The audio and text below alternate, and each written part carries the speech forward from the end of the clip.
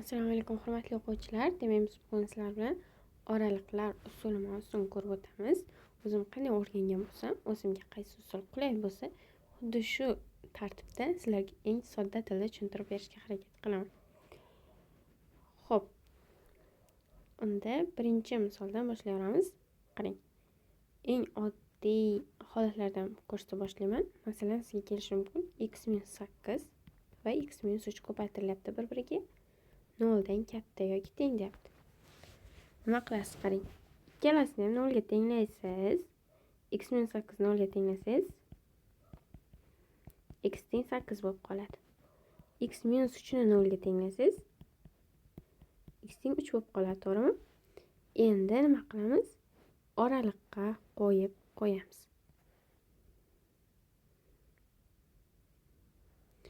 Ketdik. X teng 3, x teng 8. Plus, minus, plus tez qarang. Unutmang, har doim plusdan boshlaysiz. Plus, minus ketaveradi. Nechta oraliq bo'lsa shuncha. Ayrim ustozlar boshqacha usulda o'rgatishadi. Ya'ni 8 dan buyoqdagi sonlarni mana bu yerga olib borib qo'yishadi. Pluslik chiqsa plus, minus bo'lsa minus, xolos boshqacha usuldan ketishadi. Bu ham xato emas, hammasi ham to'g'ri. Men sizga o'zim qanday o'rgangan bo'lsa, o'zimga nima qulay bo'lsa, o'sha usulda ko'rsataman. Qarang, 0 dan katta yoki teng bo'lsin degan, to'g'rimi? 0 dan katta degani nima degani? Pluslik degani. Demak, pluslik tomonlarni bo'yab qo'yasiz. Endi qarang. Minus cheksizlikdan boshlab kelyapti, 3 gacha bo'lyapti. Mana bunaqa yoki bunaqa holat bo'lsa, ya'ni noqat'iy tengsizlik bo'lsa, siz to'rtburchak qog'oz qo'yasiz. Ya'ni u ham kiradi demoqchiman. Teng yoki tengdir balkim deyapti-ku mana. 0 ga teng bo'lishi ham mumkin deyapti. Agar qat'iy tengsizlik bo'lsa, aylana qog'oz qo'yasiz. Xo'p. Cheksizliklar oldi har doim aylana qo'yiladi. 3 ni oldi endi qarang. Mana bu yer noqat'iy bo'lgani uchun to'rtburchak qog'oz qo'yamiz. Birlashma 8 dan boshlab cheksizlikgacha. Mana shunday usulda hisoblar ekansiz. Sekin-sekin endi misollarni murakkablashtiraveraveramiz. Aniqlik sohalar, boshqalarni ko'ramiz. Xo'p. Keyingisi qarang. Y teng x plus 2 taqsim x minus 4 x plus 3. Sizga aytyapti, mana shu ifodaning, mana shu funksiyaning aniqlanish sohasini toping deyapti. Funksiyaning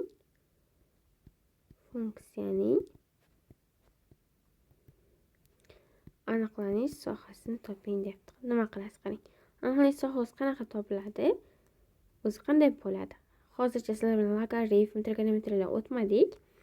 Hozircha bilishingiz kerak bo'lgani, mahrajingiz teng bo'lmasligi kerak 0 ga. Mahrajingiz qanaqadir a bo'lsa. Xo'p, ildizingizning ichi 0 ga teng yoki 0 dan katta bo'lishi kerak. Mana shu qoidalar bo'yicha ketamiz. Demak, hozir siz nima qilasiz? X plus 2 taqsim x minus 4 x plus 3 ni 0 ga teng yoki 0 dan katta deb hisoblaysiz.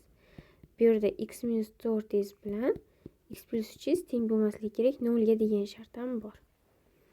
Xo'p, qarang mana bunday. Hammasini alohida 0 ga tenglashimiz kerak. X teng 0, x teng minus 2 tepalari. Pastlari esa x teng emas 4 ga, x teng emas minus 3 ga. Endi nimamizga qo'yib olamiz, qarang. 0 minus 2 4 minus 3. Bir boshdan ketamiz. Minus 3 minus 2 0 4. Plus minus bo'ldi. Qarang. 0 dan kattasini qo'y degan, to'g'rimi? 0 dan katta degan uchun plusliklar bo'lib qo'yasiz. Xo'p, bitta narsa e'tibor bering.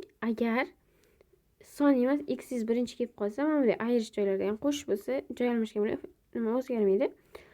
Masalan, 4 minus x bo'lganda agar siz buni x minus 4 deb o'zgartirib olardingiz-da, mana bu ishlarni o'zgartirgan bo'lardingiz. O'shanga qarab, bu yoq ham o'zgarib qolardi, mana plus minuslar ham. Hozir unday vaziyatga kelmaydik, to'g'riligicha ketyapmiz. Uni ham ko'rsatib o'taman, qarang. Hozir nima bo'ldi? Minus cheksizlikdan minus 3 gacha. Minus 3x kirmaydi. Sabab minus ishni kiradi deb qo'ysak, mana mahraj 0 ga tenglab tashlaydi. Xo'p, ketdik. Minus 2 dan 0 gacha bo'ladi. Minus 2 miz endi. Xo'p, kiraveradi. Suratda turibdi ekan. Minus 2 dan 0 gacha. 0 miz ham kiraveradi. Keyin 4 dan cheksizlikgacha. 4 miz aylanadi. Sabab mahrajda turibdi. 4 dan cheksizlikgacha. Xohlaysiz sanatib ko'rib ko'ring mana. Mana yerda masalan, xo'p, minus 5 ni oldim. Minus 5 ni mana bu yer minus 9. Xo'p, mana bu yer minus 2. Mana bu yer past 18 bo'ldi. Mana yer minus 3. Mana yer minus 5 mana. Ko'paytirib chiqsangiz plyusga o'tib ketadi. 0 dan kattalikda beraveradi. Mana bu oraliqdan masalan 0 ni olib kelib qo'ydim. 0 ni olib kelsangiz 0 ga teng yoki 0 dan katta yechimni qanoatlantirib beradi. Minus 1 ni olib kelgan holatimda mana 1 bo'ladi. Mana yer minus 1. Xo'p, bu yer plyuslik, bu yer minuslik bo'ladi. Qanoatlantirib beraverar ekan. 4 dan cheksizlikgacha bo'lgan holatlarda ham qanoatlantiraveradi. O'zim uchun endi tekshirib ko'rdim masalan. Davom etamiz. Xo'p. Endi qarang. Sizga men savol berishim mumkin. X minus mayli 3 bo'lsin. X minus 3, X minus 4. Modullarni olib kelib aralashtiraylik shu yerga 5 minus. Xo'p, X minus 5. Pastda 5 minus X dedim. Mana shu men bir kvadratdan qo'yib qo'ydim. Bunisiga ko'p qo'ydim. Iloji bo'yicha murakkablashtiraman. Sizlarga har qanday holatni ko'rsatish uchun. Endi e'tibor bering, qarang. X minus ishni kvadrati deyapti. Bu doim musbat bo'lishi aniqmi? Buni shunchaki tashlab yuborasiz, bo'ldi. Buni endi bizga qizig'i yo'q. Faqat bitta narsa olib qo'yamiz. X teng 3 bo'lishi ham mumkin degan. Faqat qarang. Bu 0 ga tenglaymi, tenglamaymi deb so'rab ko'rasiz o'zingizdan o'zingiz. Agar 0 ga tenglash kerak bo'lsa, buni qayerdan bilaman deysiz? Qarang. Noqat'iy turibdi. Teng bo'lishi ham mumkin deyapti. 0 ga tenglaymi, tenglamaymi deb savol beryapman. Agar mana bu qat'iy bo'lganda, siz x teng emas 3 deb olardingiz. Chunki hozir e'tibor bering, qarang. Diqqat qiling shu yerga. Mana bu yer 3 ga teng bo'lib qolsa, bu yer 3 ga x o'rniga 3 qo'yib qo'ysangiz, nima bo'ladi? Bu qavsingizni ichi 0 ga teng bo'lib qoladi. Bu hammasini 0 qilib tashlaydi. Bu butkul, bu bitta bu 0 bo'lgandan keyin bu yoq ham hammasi 0 bo'lib ketadi. Keyin nima bo'ladi? 0 kichkina 0 dan bo'lib qoladi. Bu ishora xato bo'ladi. Agar edi bu qat'iy bo'lganda. Lekin bizda nima turibdi? Noqat'iy turibdi. Ya'ni 0 ga teng bo'lishi ham mumkin deyapti. Demak, mana bu yerda nima bo'ladi? X teng bo'lishi mumkin 3 deb olib qo'yamiz. Xo'p, ketdik.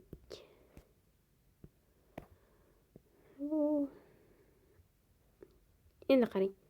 X minus 4 kub. Bu X minus 4 is manfiy bo'lishi mumkin kublik turgani uchun. Demak, nima qilamiz? 0 ga tenglab qo'yaveramiz. X teng 4. Endi modul ham har doim musbat bo'lishi aniqmi? Tashlab yuborasiz. Eslab qoling, musbat bo'lishi aniq narsalar doim tashlab yuboriladi. Ildiz kelsa, modul kelsa, kvadrat nimamiz kelsa mana bunaqa qavs tashlab yuborasiz. Endi qarang, x minus 5 ni shunchaki 0 ga tenglab olib qo'yaman. X teng 5. Ya'ni bu holatlar kirmaydi bo'lib qolganda biz shu holatlarni ham olishimiz kerak degani. Ya'ni 0 ga tenglab beraveradi degan ma'noda. Endi qarang, mahraj qoldi. Mahrajingizni nima qilasiz? 0 ga teng emas deb qo'yasiz. X teng emas bo'ladi 5 ga. Bitta narsaga e'tibor bering do'stlar. X nima bo'lib qolgan? Qolish shart emas ekan. 5 o'zini yozib qo'yamiz. X'imiz nima bo'lib qolyapti hozir? Keyin kelib qolyapti. Bizning qoidamiz bo'yicha nima edi? Avval kelish kerak edi. Ana shu narsani eslab qoling. X'laring to'g'ri turibdimi deb o'zingizga savol beravering birinchi. Qarang, ikkalasini joyini almashtirdim. Mana bu yerga minus chiqadi. Bu minus bu yoqqa o'tgandan keyin ishorani teskari qilib qo'yadi. Mana. Endi to'g'ri bo'ldi. Hammasini olib kelib qo'yamiz. Faqat qarang, har doim musbat bo'lganlar qaysi? 3 bilan 5. O'sha 3 bilan 5 ni nima qilasiz? Oraliqqa qo'ymaysiz. Faqat 4 bilan 5 ni qo'yishingiz kerak edi. 5 mana bu yerda bo'lib qolyapti. Demak, oraliqqa qo'yilmaydi. 4 ni o'zi qo'yildi. Plus minus. 0 dan kattasi olinishi kerak, plyusliklar olamiz. Xo'p, 5 ga teng bo'lsin ham bor ekan, bo'lmasin ham bor ekan. Nima qilasiz? Bo'lmasin deb hisoblaysiz. Chunki 5 ga teng bo'lib qolsa, mahraj 0 qolaveradi. Mahraj 0 ga teng bo'lishi mumkin emas. 5 ni olmadik. Xo'p, 3 ga teng bo'lishga haqqi bor ekan. 3 mana yerda turibdi, minuslik joyda turibdi. Demak, 3 ni siz alohida mana bunaqa shaklda olib qo'yasiz. Ya'ni bu nima degani? Qarang, eslab qoling. Mana bu qavs degani, bu ham kiradi degan ma'noda. Yumalog'i kirmaydi degani. Bunaqa kelsa, alohida olayotgan narsangiz bo'ladi. Tushundingmi? Masalan, hozir 3 ni alohida kiradi deb o'ylayapsiz. Modul, ildiz, nima dedik endi? Yana qaysilarni gaplashdik? Ildizning, qavsning kvadrati bo'lsa, alohida kiradi deb olib qo'yishingiz kerak mana shunaqa qilib. Agar masalan, hozir mana bu yer kiradi deyapsiz, bu tomon kirmaydi deyapsiz-ku. Kiradigani chiqib qolsa, shuning ichidan alohida olib qo'yasiz, bo'ldi. Buncha tushunarli bo'ldi deb o'ylayman. Birlashma to'rdan buyog'i deyapti.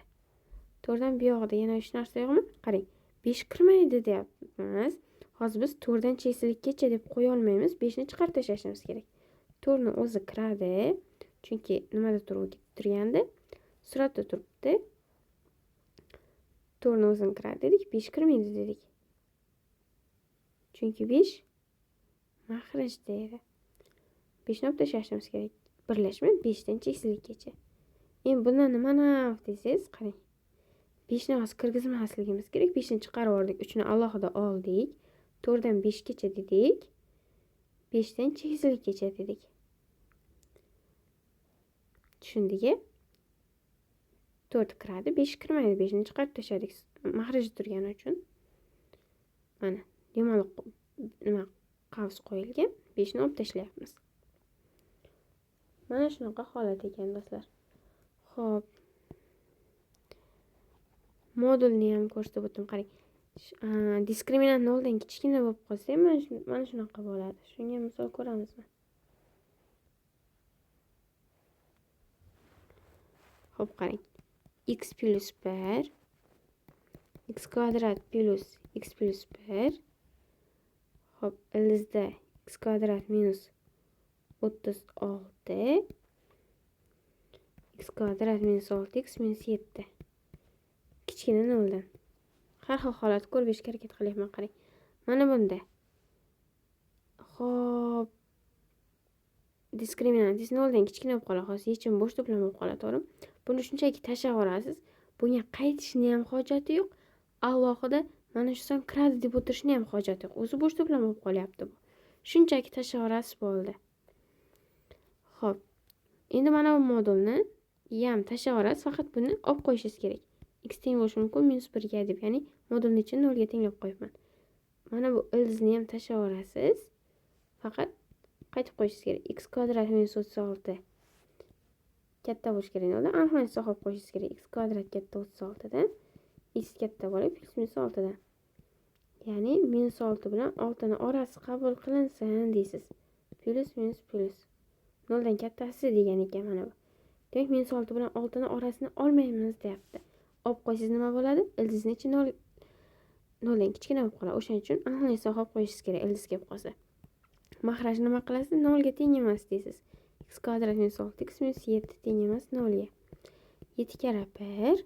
Hop, plus 6 ni bo'lish kerak ekan. 7 bilan minus 1. 0 dan kichkina deyapti, do'stim. Demak, minus 1 bilan 7 ni orasi. Plus minus plus. Hop, qarang.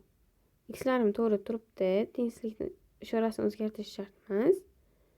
Nima degan? 0 dan kichkinasi degan. Mana bu yerni bo'yayman. Endi qarang. Mana bu aniqlash sohibi bor edi. Minus 6 bilan 6 ni orasi bo'lsin faqat deyatdi, to'g'rimi? Minus 6 qayerda bo'ladi? Mana bu yerda bo'ladi, 6 bu yoqda bo'ladi.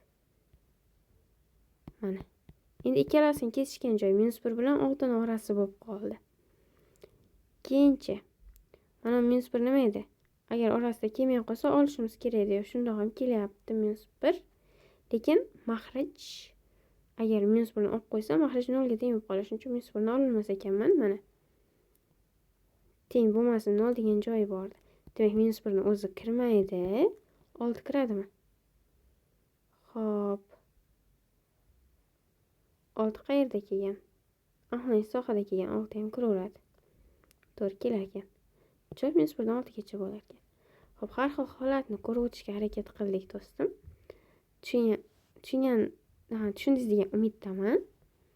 Oroqlar usul uncha qiyin emas. Fikringizni izohlarda yozib qoldirasiz.